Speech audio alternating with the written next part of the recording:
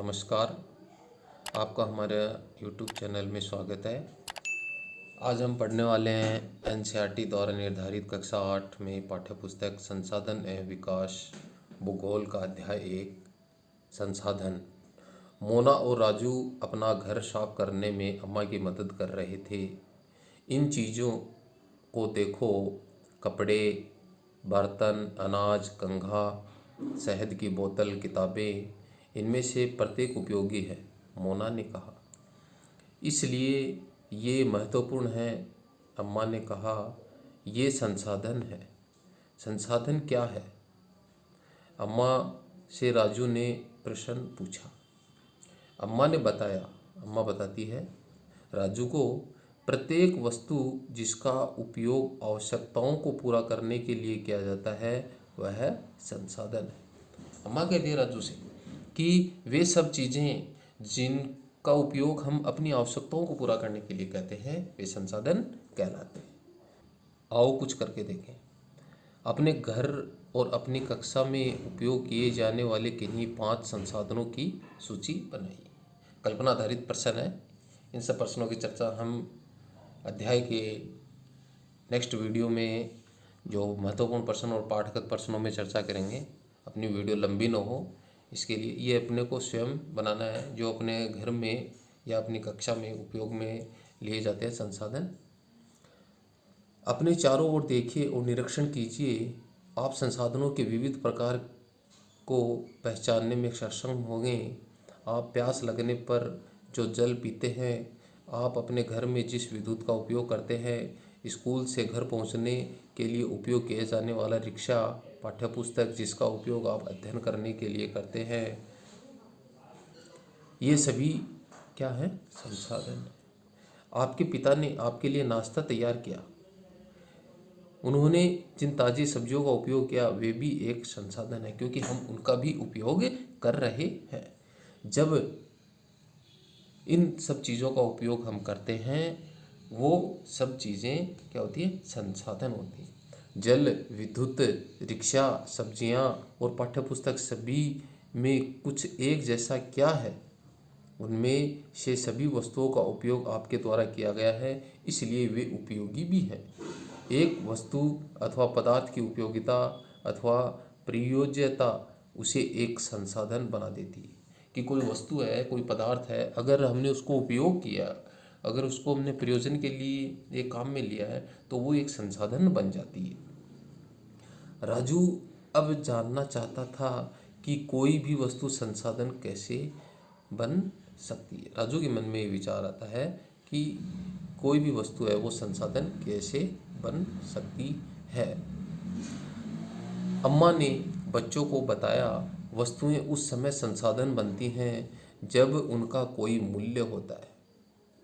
इसका प्रयोग और तथा उपयोगिता इसे मूल्य प्रदान कर देती है। यानी इसकी उपयोगिता बढ़ जाती है जब हम उसका प्रयोग करते हैं, उपयोग में लाते हैं, अपने व्यवहार में लाते हैं। सभी संसाधन मूल्यवान होते हैं। अम्मा ने कहा, मूल्य का अर्थ यहाँ महत्व से है, न कि उसकी कीमत से है, उस संसाधन के महत्व से है। कुछ संसाधनों का आर्थिक मूल्य होता है जबकि कुछ संसाधनों का आर्थिक मूल्य नहीं होता है। उदाहरण का धारणार्थ धातुओं का आर्थिक मूल्य होता है, लेकिन एक मनोरम भूदृश्य का आर्थिक मूल्य नहीं होता है। परंतु ये दोनों संसाधन महत्वपूर्ण हैं और मनुष्य की आवश्यकताओं को पूरा करते हैं। कुछ संसाधन समय के साथ आर्थिक रूप से मूल्यवान हो सकते हैं। वो आपकी दादी के घरेलू नुस्खे को आज कोई वाणिज्यिक मूल्य नहीं है। यदि उन घरेलू नुस्खों को पेटेंट करने के उपरांत कोई मेडिकल फार्म द्वारा बेचे जाते हैं तब वे आर्थिक रूप से मूल्यवान हो जाते हैं। पेटेंट क्या होता है?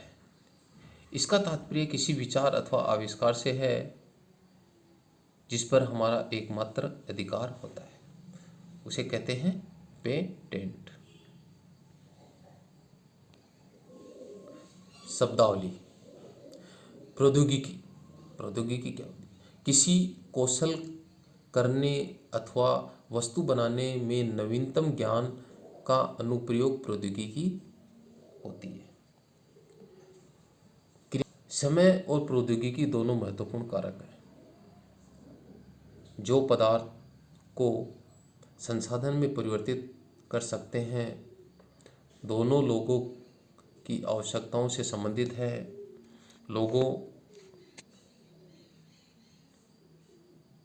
लोग स्वयं ही सबसे महत्वपूर्ण संसाधन हैं।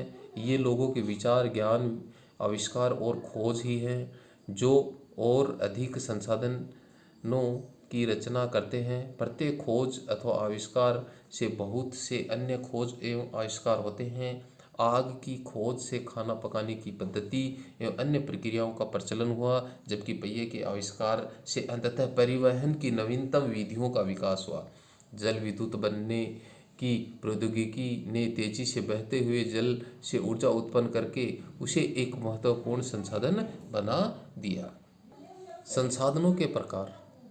सामान्यतः संसाधनों को प्राकृतिक, मानव निर्मित और मानव में वर्गीकृत किया गया है। संसाधनों को किन किन भागों में वर्गीकृत किया गया है? प्राकृतिक, मानव निर्मित और मानव में। प्राकृतिक संसाधन देखिए, जो संसाधन प्रकृति से प्राप्त होते हैं और अधिक संशोधन के बिना उपयोग में लाए जाते हैं, प्राकृतिक संसाधन। वायु जिससे हम सांस लेते हैं, हमारी नदियाँ और झीलों का जल, मृदा और खनिज सभी प्राकृतिक संसाधन हैं। इन संसाधनों में से बहुत से प्रकृति के निःशुल्क उपहार हैं और सीधे ही उपयोग में लाए जा सकते हैं। कुछ परिस्थितियों में प्राकृतिक संसाधन का सबसे अच्छी तरह उपयोग करने के लिए औजारों और प्रौद्योगिकी की आवश्यकता हो सकती है। प्राकृतिक संसाधनों को विस्तृत रूप से नवीकरणीय और अनवीकरणीय संसाधनों में विभाजित किया जा सकता है। क्या होते हैं? नवीकरणीय संसाधन वे संसाधन हैं जो शीघ्रता से नवीकृत अथवा पुनः पूरित हो जाते हैं। इनमें से कुछ असीमित हैं और कुछ उन पर मानवीय क्रियाओं का प्रभाव नहीं होता, जैसे शोर और पवन ऊर्जा। लेकिन फिर भी कुछ नवीकरणीय संसाधनों जैसे जल, मृदा, वन का लापरवाही से किया गया उपयोग उनके भंडार को प्रभावित कर सकता है। जल असीमित नवीकरणीय संसाधन प्रतीत होता है, फिर भी जल की कमी और प्राकृतिक जल स्रोतों का सूखना आज विश्व के बहुत से भागों में एक बहुत बड़ी समस्या बन चुका है। अनवीकरणीय संसाधन वे संसाधन जिनका भंडार सीमित है। भंडार के एक बार समाप्त होने के बाद उनके नवीकृत अथवा पुनः पूरित करने में हजारों वर्ष लग सकते हैं। यह अवधि मानव जीवन की अवधि से बहुत अधिक है। क्रियाकलाप।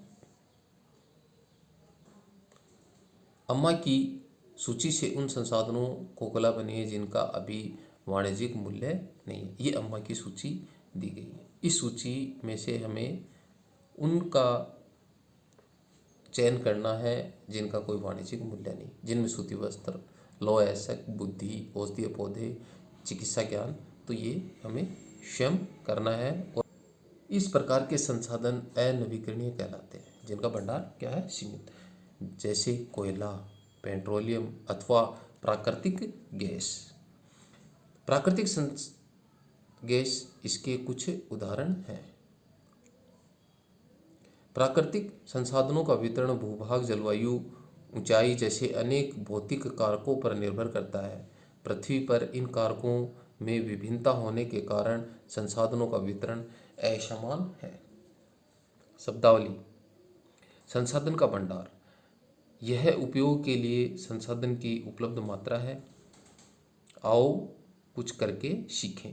कुछ नवीकरणीय संसाधनों के बारे में सोचिए और बताइए कि किस प्रकार संसाधनों का अधिक उपयोग और उनके भंडार को प्रभावित करता है। अब प्राकृतिक संसाधनों के बारे में हमने चर्चा की। अब मानव निर्मित संसाधन। मानव निर्मित संसाधन क्या होता है? देखो, नाम से ही इसके स्पष्ट हो जाता है।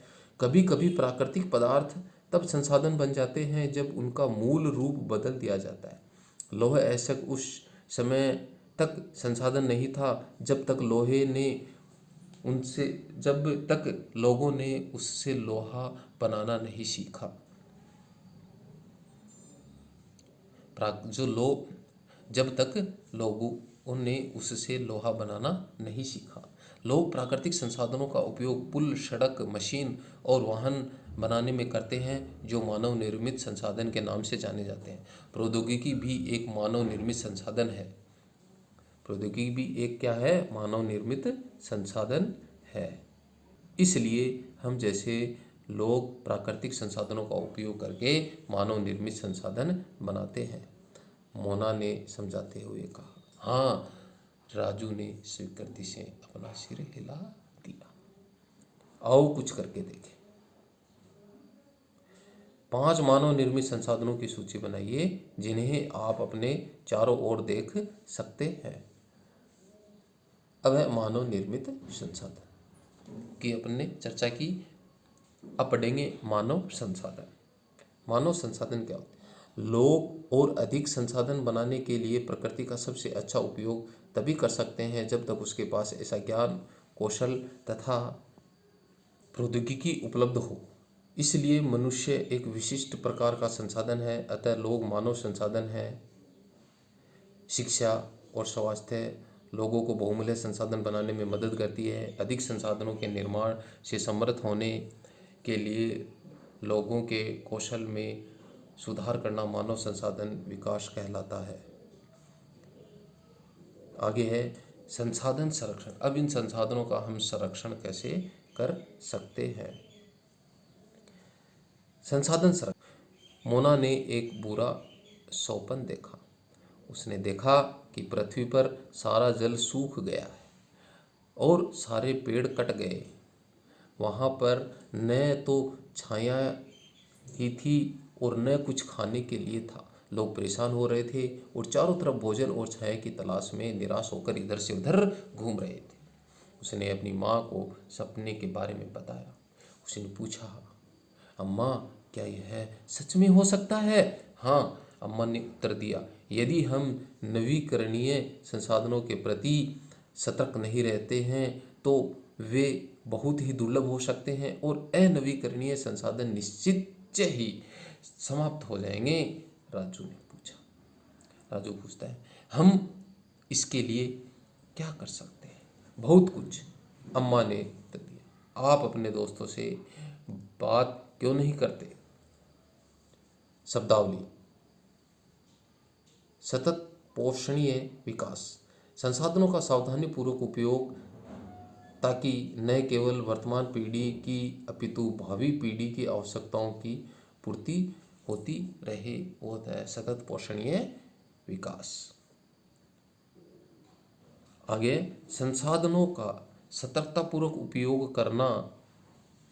क्या करना? सतर्कतापूर्वक, अर्थात जब हमें उनका उपयोग है, जरूरत है, तभी उनको उपयोग में लाना और उन्हें नवीकरण के लिए समय देना संसाधन का संरक्षण कहलाता है। संसाधनों का उपयोग करने की आवश्यकता और भविष्य के लिए उनके संरक्षण में संतुलन बनाए रखना सतत पोषणीय विकास कहलाता है।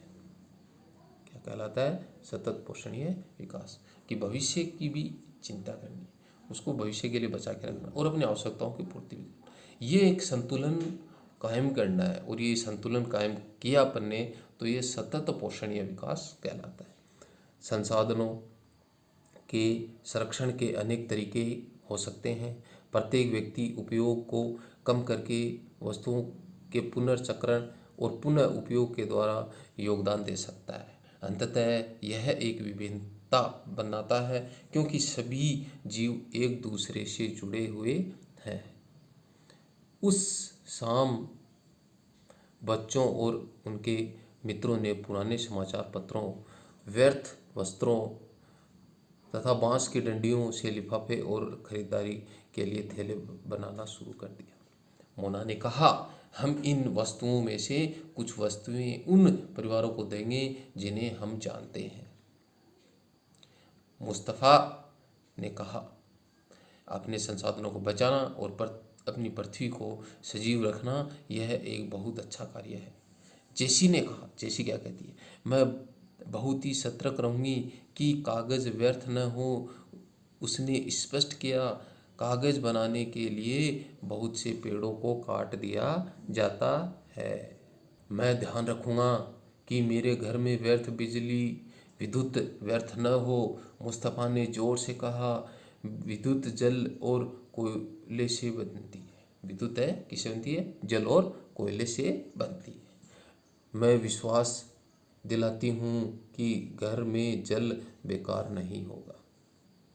जल की एक एक बूंद मूल्यवान है, आशा ने कहा। आशा क्या कहती है? बच्चों ने कहा, हम सब मिलकर अंतर ला सकते हैं। यह कुछ कार्य मोना, राजू और उनके मित्रों ने किए। आपका क्या विचार है? आप संसाधन संरक्षण में कैसे मदद करने जा रहे हैं? हमारी पृथ्वी और इस पर निवास करने वाले लोगों का भविष्य पेड़ पौधों और परितंत्र की सुरक्षा और संरक्षण से जुड़ा हुआ है।